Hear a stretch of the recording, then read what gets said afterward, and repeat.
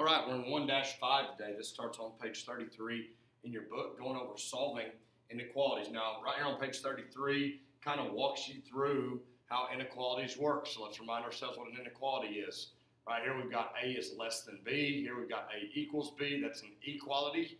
And we have A is greator than B. The gator mouth will be eating the value that is bigger. All right, so kind of keep that in mind as we work through this. And I'm just going to go ahead and jump in, start looking at some problems. Example 1 at the top of page 34. The instructions say, solve this inequality. Y minus 6 is less than 3, and then they want us to graph that on a number line. Now, that is not an XY axis graph. That's just an X-axis graph, as you can see in the book.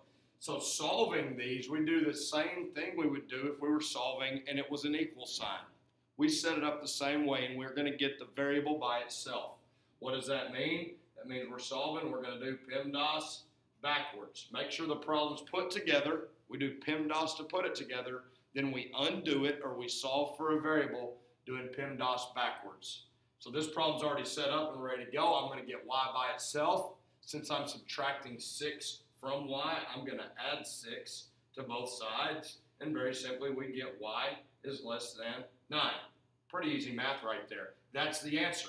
That is the solution. So any number that is smaller than 9, you can plug in here, and it will make this a true statement. Well, for example, we'll plug in 8. Well, 8 minus 6 is 2, and 2 is less than 3. So just to kind of show you what it means when you have an inequality, you've got this whole set of numbers that fit. Now, when we graph this, we graph it on an x-axis. So you can see they have it in the book, all right? We're just drawing the x-axis. I will generally put 0 on there. Since I know that 9 is going to be out here on the right side, I'm just going to move 0 over, and this is going to be 0. You can count by 1s, you can count by 2s, whatever you want. 9 isn't too many, so I'm going to count by 1s. 1, 2, 3, 4, 5, 6, 7, 8. There's 9 right there. Now, what type of graph that we do depends on what the sign is. If it's just less than, or if it's just greater than, I am putting an open dot at that point. So that represents that we're at 9. Now, since this inequality isn't equal to 9, I don't include the number 9. Well, here's why. 9 minus 6 is 3, and 3 is not less than 3. So if I plug in 9, it does not fit the inequality. So I've just got an open dot at 9, and now I need the number smaller than 9. Which way on a number line do we get smaller? Is to the left, and I'm going to draw this thing going out to the left. I've seen some people, they'll kind of shade it and make it a little bit thicker like that and show, hey, these values from 9 going to the left represent a solution to this inequality. Pretty simple stuff right there. I'm going to do one of these guided practice ones just to make sure we're okay. Let's do guided practice 1B. It says this, 5x minus 3 is greater than 4x plus 2. So now I've got variables on both sides. My preference is moving variables to the left and constants to the right. You can do it the other way. Just make sure you're staying consistent in the way that you do your math. So I'm going to move 4x over by subtracting 4x, right?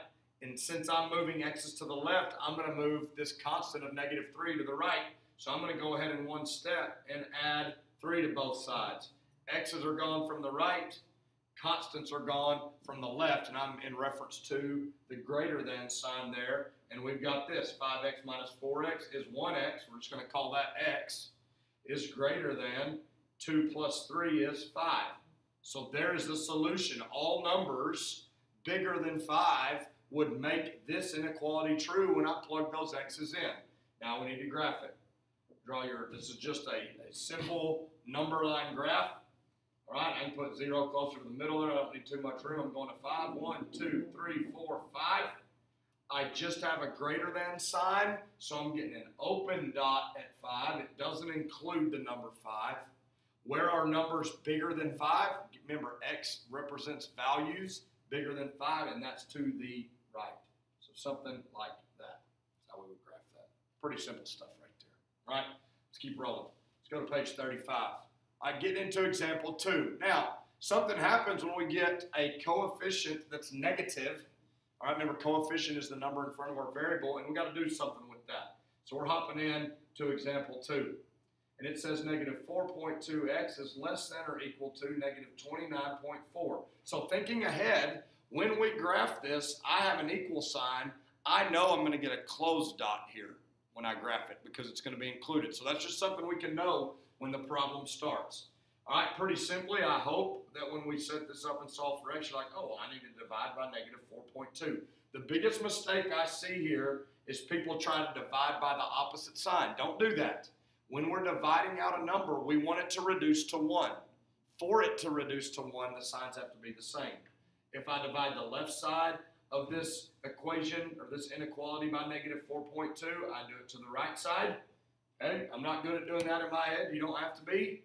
So we go to the calculator, and I'm going to do negative 29.4 divided by negative 4.2, and we get 7. Now, one thing I've got to show you right here. So my number I get is 7.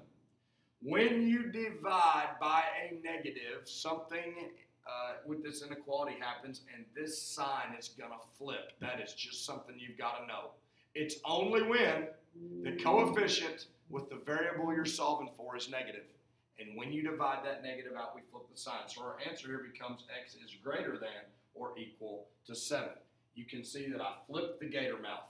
Okay? We started out in terms of where x was, we were less than, but we flipped it to greater than. You're like, well, coach, I don't understand. Well, if you'll go plug in numbers bigger or equal to 7 into the original equation, it will make it a true statement. Okay? Like, 10 would be something that would be pretty easy to check. 10 is bigger than 7. When I plug in 10, I'm going to be at negative 42. Is negative 42 smaller than or equal to negative 29? Yeah, remember, negatives, okay, negative 42 is smaller. The further left we go, the smaller the number is. So negative 42 is smaller than negative 29.4, so it works. So this is my answer, okay? Now we can go graph this. It's a graph on a number line. Pretty simple. At 0, going to 7, 1, 2, 3, 4, 5, 6. There's 7. It's a closed dot because we have an equal sign. Notice this started with an equal sign. Even when we flipped the sign, we kept the equal sign, and the graph is going to the right. All numbers bigger than 7 or equal to 7 work in this inequality.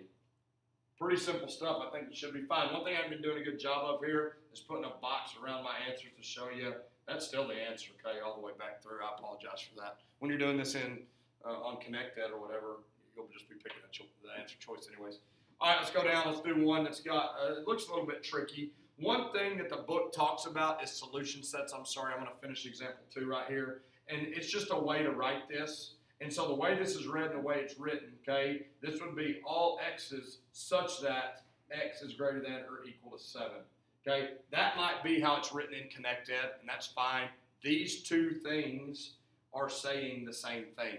I don't care if you write it like this, just understand on a test, it might be written like that. All right, let's jump to example 3. Negative 4c is less than or equal to 5c plus 58 divided by 6. Now, I'm telling you right now, I think we're going to have to flip this sign. And you're like, well, yeah, negative 4c, I'm going to have to flip it. But understand, I'm going to have to move 5c over here at some point. And so I think it's going to be negative, but you just got to keep in mind that it might not be once we finish this up. So I'm not going to flip it yet. I'm going to wait until it's all set up to flip. The way that this works is I'm not ready to move 5c over because of this divided by 6 right here. So remember, when I am solving for a variable and we're undoing PEMDAS, a numerator is like parentheses. It's grouped together. So I've got to get rid of the division first. Why? Because we're doing this backwards. I get rid of division before I deal with, quote, unquote, parentheses in this problem. How do I get rid of a divided by 6? I times both sides by 6. So I have negative 24c is less than or equal to 5c plus 58. These 6's over here, I'm marking them out. They reduce to 1, so that doesn't change the value of the problem. I still like moving c's to the left, so I'm going to minus 5c from both sides right here. Why minus? Because it was plus on this side, and that's what makes them cancel out. When you're adding or subtracting, you want them to cancel. When you're multiplying or dividing, you want them to reduce to 1.